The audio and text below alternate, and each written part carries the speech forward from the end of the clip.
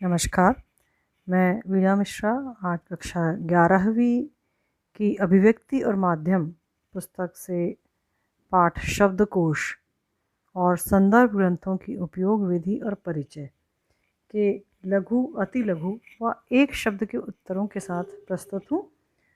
तो यह जो पाठ है ये प्रथम सत्र के अंतर्गत आने वाला है और इसमें से बहुविकल्पी प्रश्न आएंगे। तो मैंने यहाँ आवश्यकता के अनुरूप लघु उत्तर भी लिए हैं और अति लघु भी लिए हैं और एक शब्द वाले उत्तर भी लिए हैं। तो लघु उत्तरीय जो प्रश्न हैं उसमें हमने उत्तर में बहुविकल्पी प्रश्न तो नहीं किंतु संक्षिप्त उत्तर दिखाने का प्रयास किया है। तो आइए चलते हैं। प्रश्न 1, शब्दकोश के बारे में आप क्या जानते हैं? तो यदि आपको इसकी परिभाषा पूछी गई बहुविकल्प में तो आप शब्दकोश के बारे में क्या जानते हैं? तो शब्दकोश के अंदर किसी एक भाषा, जो ये नीले रंग से लिखा हुआ अंश देख रहे हैं आप, ये इसमें से आप एक बहुविकल्पी प्रश्न बना सकते हैं। तो शब्दकोश के अंदर किसी एक भाषा में प्रयोग होने वाले सभी शब्दों को इकट्ठा करके प्रस्तुत किया जाता है। शब्दकोश में शब्दों की व्युत्पत्ति, स्रोत, लिंग के साथ साथ उसके शब्द रूपों और विभिन्न संदर्भ परक अर्थों की भी जानकारी होती है।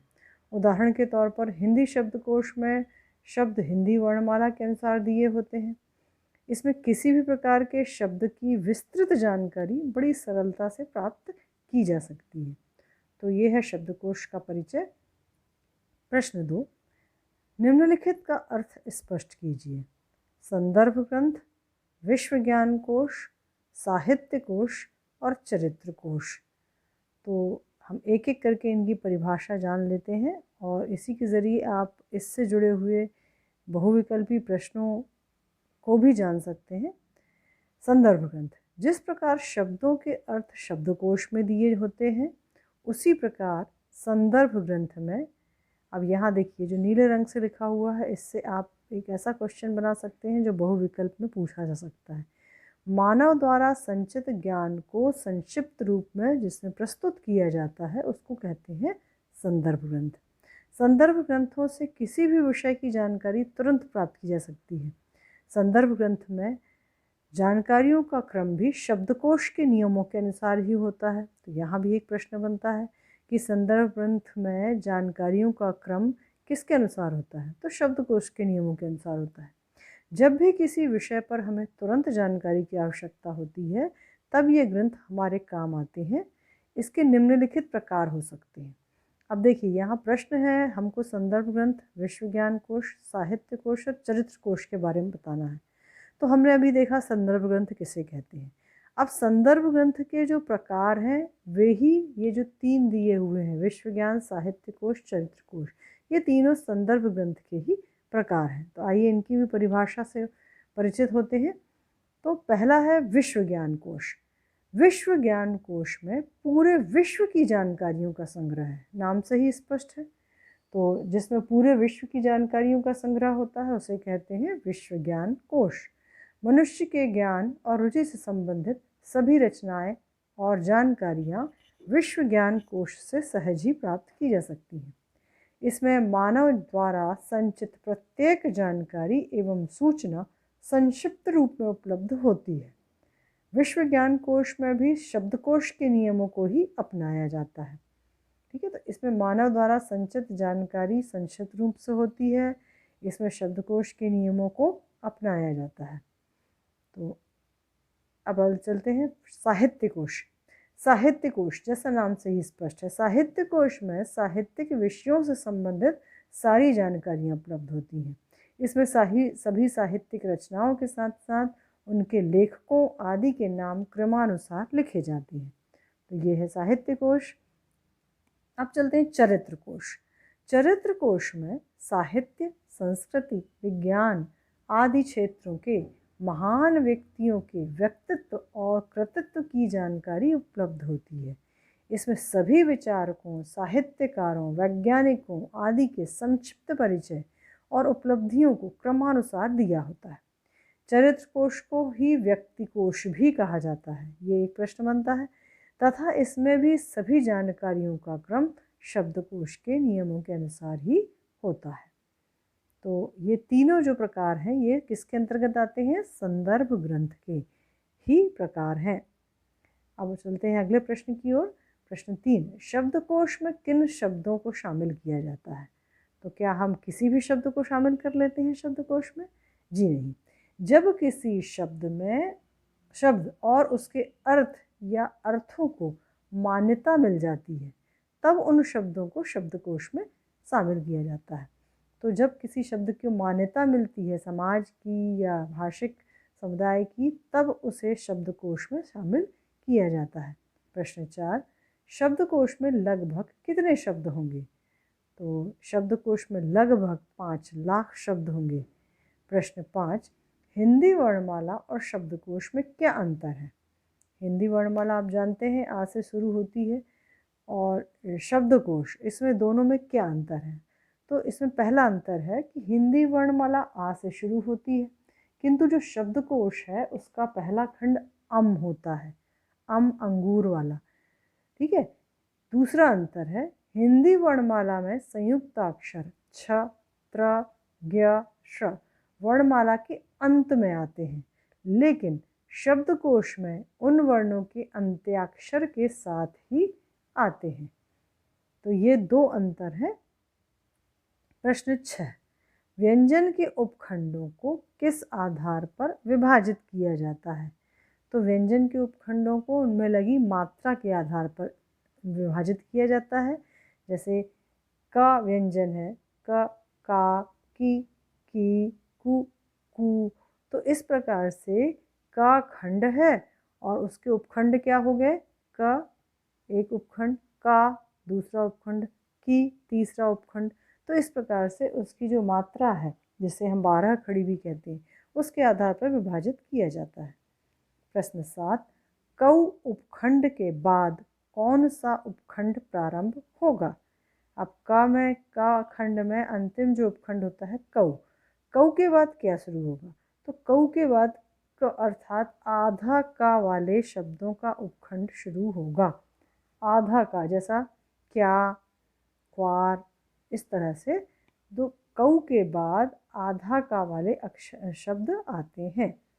प्रश्न 8, श किस किस अक्षर के योग से बना है? श एक संयुक्त अक्षर है, तो ये दो अक्षरों के योग से बना है, क और श।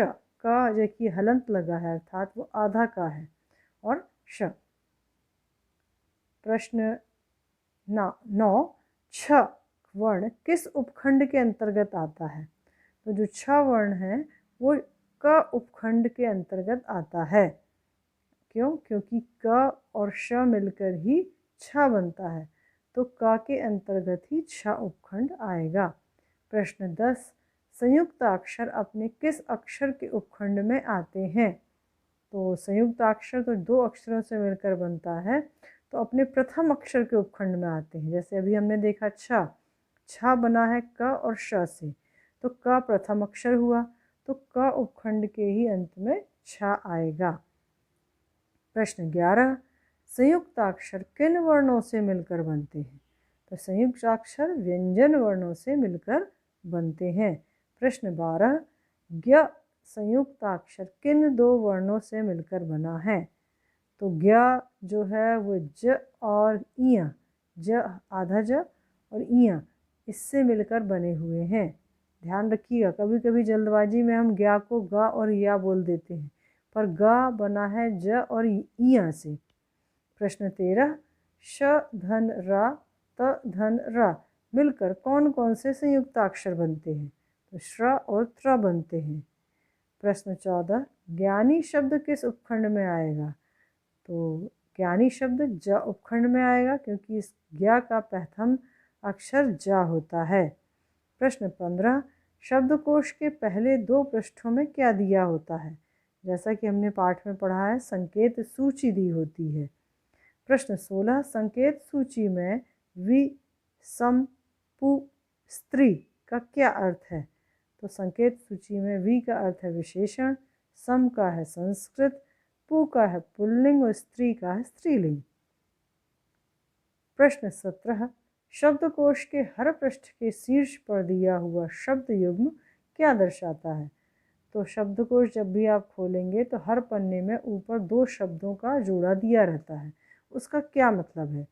तो हर पृष्ठ के ऊपर दिए गए शब्द युग्म का जो पहला शब्द होता है उस पृष्ठ का पहला शब्द होता है, अर्थात उसी शब्द से उस पन्ने में शब्द शुरू होते हैं और जो दूसरा शब्द होता है उस पृष्ठ का आखिरी शब्द होता है। जैसे उदाहरण के रूप में यदि जड़ और जन दिया है तो उस पृष्ठ का पहला शब्द होगा जड़ और अंतिम शब्द होगा जन। प्रश्न 18, संदर्भ ग्रंथ में जानकारी किसके नियमों के अनुसार होती है? तो ये हम अभी पढ़ भी चुके हैं, शब्दकोश के नियमों के अनुसार। प्रश्न 19, शब्दकोश और विश्वज्ञान कोश में क्या अंतर है? तो शब्दकोश में शब्द होते हैं और विश्वज्ञान कोश में जानकारियाँ होती हैं। प्रश्न 20, निम्न शब्दों को शब्दकोश के क्रम में लिखें। क्षमा, कृति, अनंत, क्या, घोर, क्लांत, अंगद, व्यवहार, अंत, ईश्वर, रोशनी, वायु, घृत। तो उत्तर में देखिए, सबसे पहले अम से शुरू होता है, जैसा आप पढ़ चुके हैं, इसलिए अम से अंगद आएगा। चूँकि ग अंत भी अम से ही है परंतु ग पहले आता है इसलिए अंगद पहले आएगा। उसके बाद आ वाले आएंगे अनंत, उसके बाद आता है आ के बाद ई वाला आ रहा है तो ईश्वर आएगा। उसके बाद देखिए हमने का वाले 3 शब्द हैं, कृति, क्या और क्लांत। तो कृति इसलिए पहले आएगा क्योंकि कृति में री की रेफ है, जो री की रेफ है वो ऊ के बाद आती है तो कृति पहले आ गया। फिर क्या में देखिए आधा का है तो आधा का वाले किसके बाद आते हैं? कऊ के बाद आते हैं। तो आधा क्या में का और या है इसलिए क्या पहले आएगा। या रा ला, का के बाद ला, क्लांत, ला बाद में आता है या के इसलिए क्लांत उसके बाद आएगा। अब हमने अभी देखा था क्षमा, जो छ है वो क और श से मिलके बना है इसलिए क्लांत के बाद क्षमा आएगा। फिर आता है का, खा, ग, घ में देखिए री ऋषि की रेफ है इसलिए घृत पहले आएगा।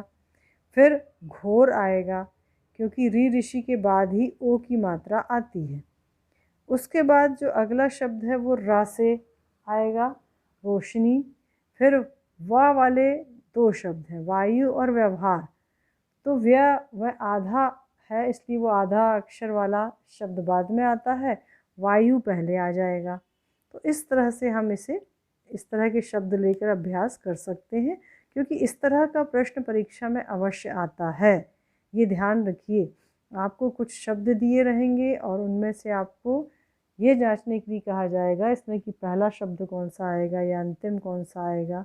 तो ये आपको क्रम जमाना ज़रूर आना चाहिए। अब हम चलते हैं प्रश्न 21 की तरफ। शब्दकोश में निम्नलिखित संक्षेप या संकेत चिन्हों का क्या अर्थ है? जो हमने देखा था अभी कि संकेत सूची, पहले 2 पृष्ठ में संकेत सूची होती है। जब भी आप शब्दकोश में कोई शब्द ढूंढते हैं, जैसे पाठ में बताया है विदग्ध, विदग्ध के बाद दिया हुआ था वी का अर्थ होता है विशेषण। तो इस तरह से उस शब्द का पूरा परिचय दिया रहता है कि वह शब्द क्या है व्याकरण की दृष्टि से। तो यहाँ पे कुछ संकेत चिन्ह हैं, इनके बारे में जान लेते हैं कि ये क्या दर्शाते हैं। जैसे स्त्री का मतलब है स्त्रीलिंग, पु का अर्थ है पुल्लिंग, सर्व का अर्थ है सर्वनाम, अ और क्री का मतलब है कर्मक क्रिया और स और क्री का मतलब है सकर्मक क्रिया। प्रे क्री का मतलब है प्रेरणार्थक क्रिया, बहु का अर्थ है बहुवचन, वि अर्थात विशेषण, उप अर्थात उपसर्ग, प्र अर्थात प्रत्यय, अ अर्थात अव्यय, सम अर्थात संस्कृत, ही अर्थात हिंदी, हम अर्थात अंग्रेजी, फा यानी फारसी, साही मतलब साहित्य, जो यानी ज्योतिष और व्या मतलब व्याकरण।